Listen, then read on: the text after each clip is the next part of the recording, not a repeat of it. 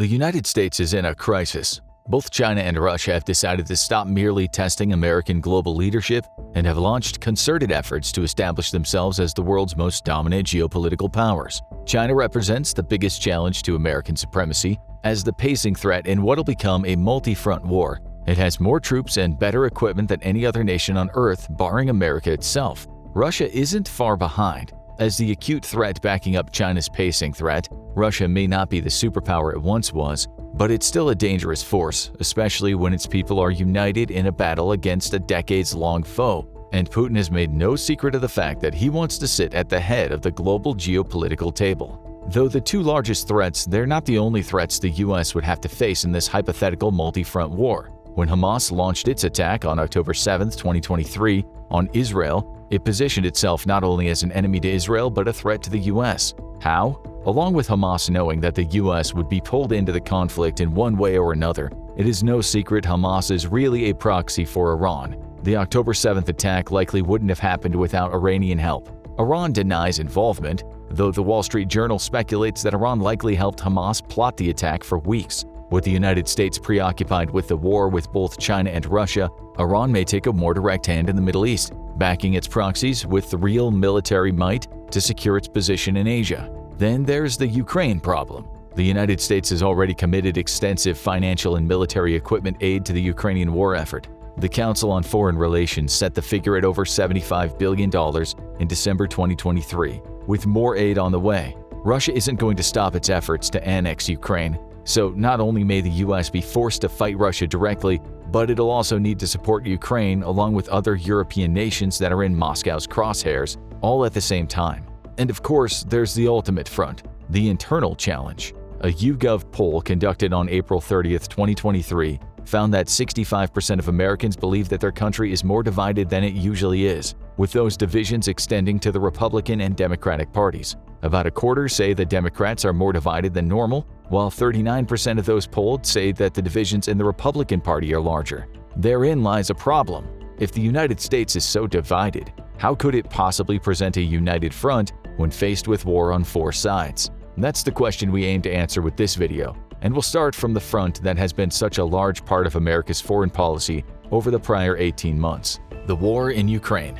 The obvious strategy there would be to sacrifice Ukraine, a small country on a geopolitical spectrum, in order to divert as many resources to the more serious threats in the multi-front war effort. While seemingly a sound strategy on paper, in practice the withdrawal of support to Ukraine would play right into Russian hands. Without American support, Ukraine would find itself lacking in finances and equipment, as well as tactical guidance, potentially leading to Russia coming out on top in the protracted conflict. With such a large patch of territory secured, Putin likely would not stop. Instead, he'd turn his attention to the Baltic states, along with Moldova, a country that's already terrified of the prospect of going to war with Russia. By sacrificing Ukraine to keep its own resources, the United States would end up allowing Putin to build a stronger power base in Europe from which to launch attacks elsewhere. That can't happen.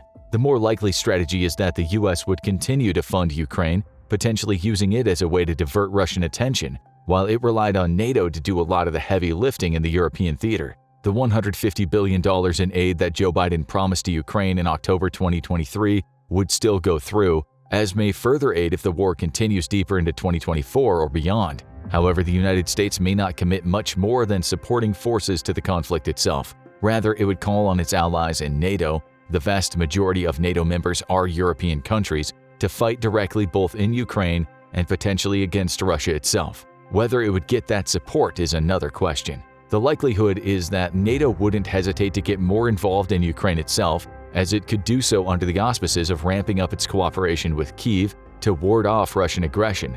As for taking the fight to Russia itself, NATO may be hesitant due to the massive nuclear threat that Moscow presents to Europe. Though Article 5 would compel all members to fight when Russia launched an attack on the US, it's also worth remembering that every member of NATO, barring the US and Canada, is in striking distance of Russian nukes. And though both the UK and France have nukes of their own, with the Arms Control Association estimating they have about 515 combined, their numbers pale in comparison to the 5,889 nukes Russia has in various states of activity. NATO would need assurances from the US that it would back the group with a stronger nuclear threat of its own. It's an assurance the US would likely be glad to provide because it'll be fighting Russia directly in this multi-front war. That brings us to America's approach to Putin and his plans for global domination. In many ways, the war would see America entering uncharted waters. Though the Cold War obviously saw it opposed to Russia for much of the latter half of the 20th century, it never outright entered a war with the Soviet Union. Instead, the conflict was marked by nuclear deterrence and fighting in smaller countries, with both Russia and the US attempting to install friendly leaders and espouse their global philosophy through other nations. Russia and the US never went to direct war, hence the Cold War. But in this scenario, the US would face its first direct battle with a strong military power since World War II. On the nuclear front, there would be hope that the uneasy standoff that typified the Cold War would be back in place. The US and Russia know that each could destroy the other, and likely take the rest of the world with it, if either pushed the nuclear button. Hopefully this means that neither would do so, leading the war to be fought on conventional grounds. And it's here where the United States may struggle. As the Concerned Veterans for America points out, the United States' recent major conflicts have seen it engaged more in guerrilla warfare than battles with countries that can nearly match it in teams of armored units and heavy artillery. The wars in Iraq, Afghanistan, and Libya have all been predominantly waged against insurgent groups or militaries that simply can't match the might that the US brings to the table. Russia may not perfectly match that might either, but it comes as close as almost any other country in the world barring China, and it would bring a form of war that the US hasn't been party to for several decades. So the first step in America's strategy for dealing with Russia would be to counteract the combined arms operations that Moscow would be capable of delivering. Rocket and tube artillery fire would need to be returned in kind, and you could argue that troops on the ground wouldn't receive an ideal level of air support. Though Russia hasn't proven itself to be an aerial powerhouse in the war against Ukraine, as evidenced by the hundreds of planes and pilots it's seen shot out of the sky, it could still use its air force to divert American attention and minimize aerial support to troops on the ground in or near Russia. Nevertheless, America would have to come up with ways to counteract the threat that Russia poses in terms of its near equality on the military front. From there, the strategy would likely divide into two parts, naval and economic. On the naval level, the Bering Strait would likely be a major point of focus. This small stretch of water links the Bering Sea to the Atlantic Ocean, but more importantly, it divides Alaska and Russia. Its narrowest point is just 53 miles wide, meaning control of that strait would provide a tactical advantage. After all, the Bering Strait and the islands that populate it could provide a route into Russia that America's ground troops might be able to exploit. As a result, the US would likely seek the cooperation of Canada, which would be compelled to work with the states because of its status as a NATO member and because America's interests align with its own, to take control of those waters. America would likely succeed. Russia's navy has become increasingly regional over the last few decades, with the national interest pointing out that it currently only operates a single aircraft carrier and a handful of destroyers, along with 58 submarines and a large number of smaller vessels. By contrast, the US has 11 aircraft carriers to Russia's 1, meaning it has more options for delivering air support to Russia than Moscow has for getting planes to American soil. As well as more than 5 times the number of destroyers, it also has a handful more submarines, though it falls a long way behind on the small vessel front. Russia would have the advantage in the strait itself. Its larger number of more mobile small vessels could take advantage of the relatively shallow waters to assert dominance. But when you add America's aerial assets into the mix, delivered by its carriers, those smaller vessels would face near constant attacks from above. There are also bases that both sides have around the Bering Strait. The two islands within the Bering Strait, Big and Little Diomede, are divided between the two countries, with Little Diomede belonging to the US. Both would likely become targets, with Russia and the US trying to establish full control. The states would also likely call on forces from Ellison Air Force Base, nestled in Alaska, about 600 miles from Russia, to supplement its naval forces. On the Russian side, recent installations on Kotelny Island, Wrangel Island, and Cape Schmidt would likely offer support to Moscow's navy. Whoever takes the Bering Strait achieves direct passage to the opposing country. The United States would at minimum defend its interests on its side of the strait and would likely see it as an offensive opportunity to develop a route into Russia and ideally a means to take out Moscow's Arctic bases. Then there's the economic side of things. Internally, the United States is not without its economic challenges. A war with Russia would create further disruption, with supply chain issues combining with inflation to make life much harder for America's citizens. Add to that the focus of much of America's money on its military in a multi-front war, and you have every piece of equipment or artillery created amounting to dollars being removed from social services. The upside is that the US could inflict similar economic pain on Russia. It would likely strengthen the sanctions it already has in place as a response to Russia's war in Ukraine, though how effective those sanctions would be is up in the air. After all, China is one of the fronts with which the US has to contend. More on that later. So the odds are Russia would refocus its commercial efforts in Asia to try to make up for the issues that stronger sanctions would cause. The US would have to rely on support from the vast majority of the world to make those sanctions effective, support on which it can't rely in this hypothetical situation. Turning to allies is an approach Putin has already used to overcome the economic sanctions placed on Russia in the wake of the Ukraine war. The Telegraph notes that Russia trade with China, India, and Turkey has skyrocketed since those sanctions were put in place, with Putin likely being able to rely on his trading partners more to reduce negative economic impact on Moscow. The US would have inroads here. Turkey has been a NATO member since February 1952, with the US likely being able to lean on that alliance, as well as Article 5 to encourage Turkey to stop trading with Russia. As for India, the US might be able to use the late 2023 expansion of the BRICS alliance to convince India that neither China nor Russia has its best interests at heart. Much better for India to side with the US, ceasing trade with Russia in the process, with America likely making economic and political promises on the back end. The United States would also have to deal with the tiny landlocked nation of Kyrgyzstan. Since sanctions were imposed, German exports to Kyrgyzstan have increased by around 2,000%.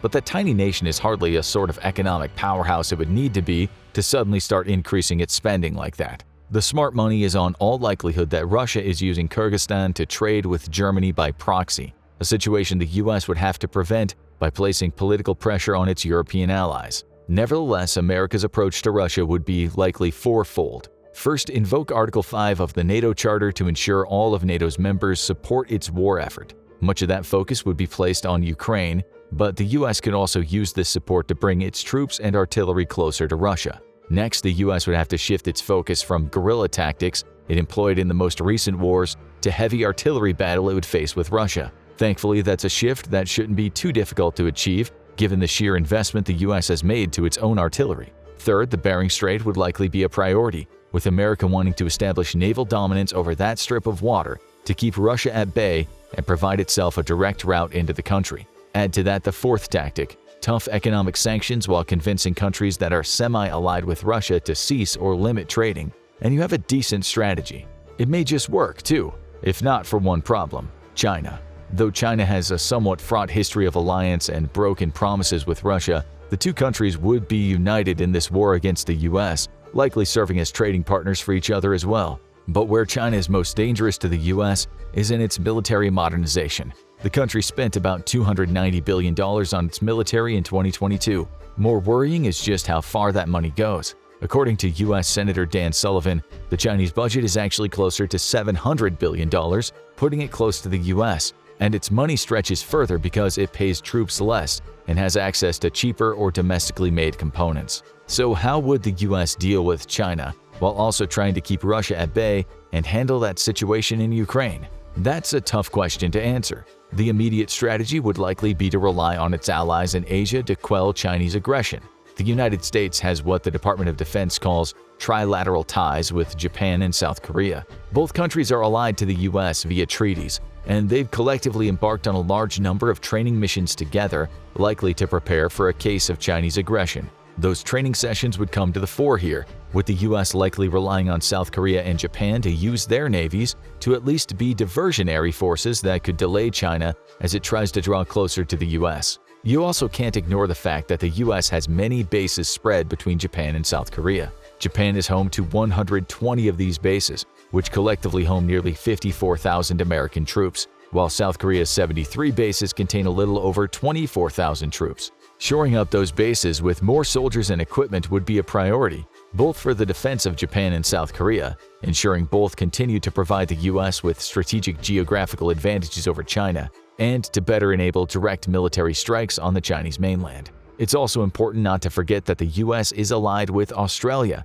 It has 7 bases located there with about 1,000 troops between them. Granted, that means America's presence in Australia isn't as strong as it is with its trilateral allies, but those bases would still be of immense strategic importance. Combine that with the fact that the US also runs drills with Australia, with the February 2023 China-focused air drills that included the two countries along with the UK being a great example, and there's a clear allegiance here. Through Japan, South Korea, and Australia, the US essentially has China surrounded on multiple fronts. European advancement could complete something akin to a pincer movement, with America relying on foreign partners to cause problems for Beijing. But it can't rely on those partners to win without its intervention. Individually, China has enough military might to defeat or at least cause serious damage to Australia, South Korea, and Japan. Even collectively, those three countries likely wouldn't be able to overcome China. Now throw North Korea into the mix, which would almost certainly use this war to further its goals in South Korea, and China may be very difficult to contain. Still, the US could send a constant stream of troops and equipment to the many bases it has surrounding China, giving it a clear route to take the fight to Beijing that doesn't flow in an opposite direction. Speaking of military bases, there's one country in particular the US would focus on to help it deal with the Chinese threat: Djibouti. China's sole military base is in this country, located just a few miles from America's own Camp Lemonnier. Both are installations that countries are renting from the Djibouti government, meaning the US could place pressure on Djibouti to break its contract with China if need be. More likely is the US would launch an assault on China's Djibouti base, with the 4,000 personnel stationed at Camp Lemonnier ideally being able to overrun the 2,000 troops China has at its nearby base. Why do these specific bases matter? Djibouti is located on the shores of the Red Sea, which is one of the world's most important trade routes. Approximately 12% of global trade passes through the Red Sea, with control of those waters meaning the US could put a severe dent in China's ability to trade, while reinforcing its control over a route that benefits itself. Incidentally, winning the Red Sea battle would also be a powerful strike against Iranian-led proxy fighters, which would help with the fourth front that we'll examine in this video. What's more, controlling the waters not only in the Red Sea but also near Japan would ensure China's nuclear submarines couldn't get close enough to the US to conduct a launch. Granted, China's no first-use policy would make that possibility unlikely, but the US would want to cover all its bases just in case China is bluffing with that policy, or in the worst case, it needs to prevent Beijing from launching retaliatory strikes if the US has to resort to nukes. These area denial tactics could prevent China's navy, which is among the world's most powerful, from being as effective as it otherwise might be. Then there's the Taiwan question. Taiwan would be a good obvious first target for China in a war against the US. Not only would Beijing make good on all the rhetoric it spouts about Taiwan being a part of China, but taking Taiwan would have a severe impact on global trade. James Cleverly, the UK's former foreign secretary, made those trade issues clear when quoted in a 2023 article in The Guardian. He said, "About half the world's container ships pass through these vital waters," meaning the Taiwan Strait, every year, laden with goods bound for Europe and the far corners of the world. Losing Taiwan would mean losing control of a vital link in the global supply chain, a situation that neither the US nor its European allies could afford.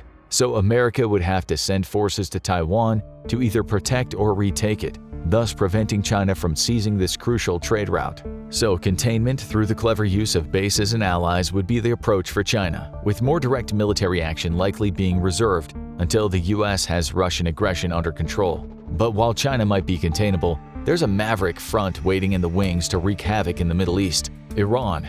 Direct war with the US likely is not Iran's goal. Its many provocations are mainly bluster, with the country being satisfied using its proxies and propaganda to wreak havoc in the Middle East, and in Iran's ideal situation, start establishing itself as the dominant force in that region. As such, the US likely won't be dealing with Iran itself, but with the guerrilla forces and insurgent forces that Iran funds: Hamas, Hezbollah, and the Houthis. We'll start with the latter. The Houthis have been wreaking havoc in the Red Sea with dozens of attacks on cargo ships since Israel's war with Hamas began. Containment of the Houthi threat would be a priority, especially once the US established its dominance in Djibouti. The good news for the US, at least, is that the Houthis don't present much of a direct military threat. The states would likely call on Saudi Arabia and its rapidly modernizing navy to patrol the waters of the Red Sea and respond to alarm calls from commercial ships whenever the Houthis attack.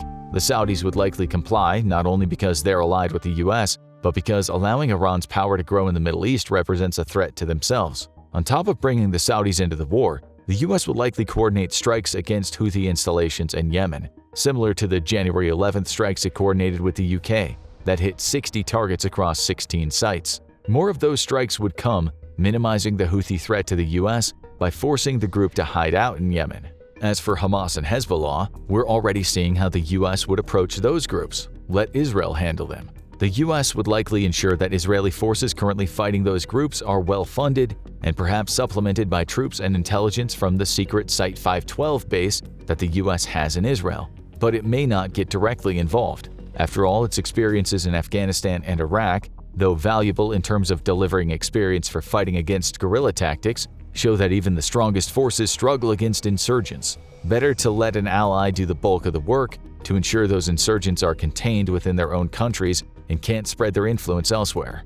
Beyond tackling the proxies, the US would likely rely on sanctions to economically cripple Iran itself. They already know that this strategy works. In 2006, the UN Security Council imposed harsh sanctions that led to a 20% domestic unemployment rate. Furthermore, when Donald Trump reimposed American sanctions in 2018, the result was the worst economic crisis Iran had faced over 4 decades. Granted, those sanctions emboldened the hardliners in the country.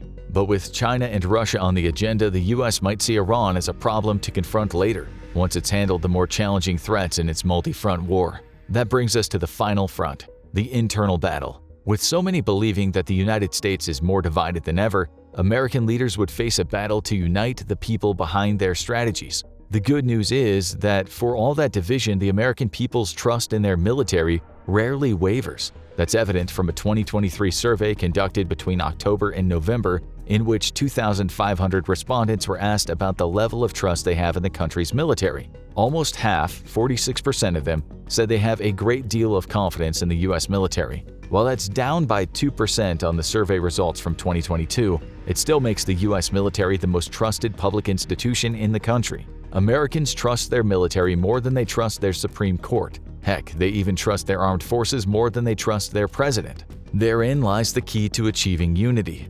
Militaristic propaganda would help to unite the majority of the United States behind the country for its multi-front war.